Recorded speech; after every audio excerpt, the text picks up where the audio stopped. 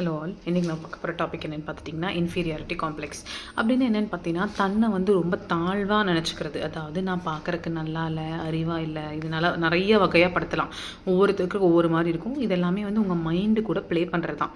நம்ம human mind அப்படிங்கிறது எப்படி ரெடி செய்யப்பட்டிருக்குன்னு பார்த்தீங்கன்னா நம்மளை வந்து இது ட்ரிக் பண்ணிக்கிட்டே இருக்கணும்.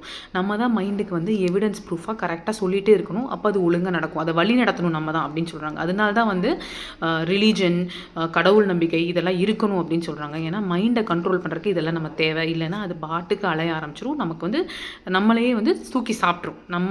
நம்ம வந்து அதை தான் நம்ம கண்ட்ரோல் பண்ணி வேலை வாங்கணும். நம்ம மைண்டை வந்து நம்ம கண்ட்ரோல் பண்ண விட்டோம்னா நம்மளை கெட்ட பாதையில் கொண்டு போயிடும். ஸோ இதுதான் சொல்கிறாங்க. ஸோ இந்த இன்ஃபீரியாரிட்டி காம்ப்ளெக்ஸ் வந்து எப்படிலாம் இருக்கலான்னு பார்த்தீங்கன்னா தான் அழகாக இல்லை அப்படிங்கிற மாதிரி தானே நினச்சிக்கலாம். ஒன்று இது வந்து நம்ம மனசுக்குள்ளேருந்து வரலாம். இல்லைன்னா வெளியிலேருந்து நம்ம ஒன்று வந்து நானே க்ரியேட் பண்ணிக்கலாம் எனக்கு. இல்லைனா என் கூட வந்து தப்பான பீப்புள் கூட நம்ம பழகக்கூடாதுன்னு சொல்கிறாங்க இல்லையா, அது நிறைய ரொம்ப உண்மை தான். எல்லாருமே நல்லவங்க தான், எல்லாரு கூடயும் நம்ம பழகலாம் அப்படிங்கிறத நம்ம ஏற்றுக்க முடியாது.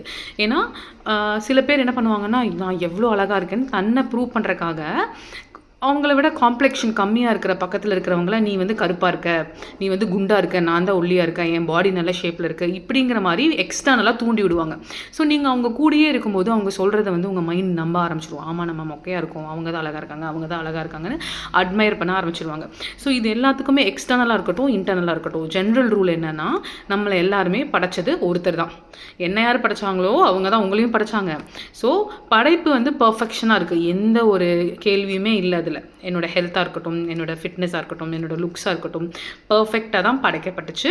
பட் சில சந்தர்ப்ப சூழ்நிலைங்களுக்கு ஏற்ற மாதிரி மாறும். நம்ம ஊர், நம்மளோட பல எபிஜெனட்டிக்ஸ் சொல்கிறாங்க இல்லையா, அதுக்கேற்ற மாதிரி நம்மளோட விஷயங்கள் மாறிட்டுருக்கு.